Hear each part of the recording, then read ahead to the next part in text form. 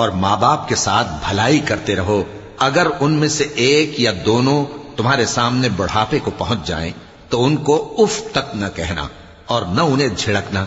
اور ان سے بات ادب کے ساتھ کرنا، اور عجز و نیاز سے ان کے آگے جھکے رہو اور ان کے حق میں دعا کرو کہ اے پروردگار،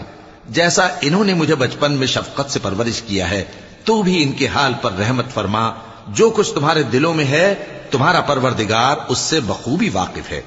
اگر تم نیک ہوگے تو وہ رجوع لانے والوں کو بخش دینے والا ہے. اور رشتہ داروں اور محتاجوں اور مسافروں کو ان کا حق ادا کرو، اور فضول خرچی سے مال نہ اڑاؤ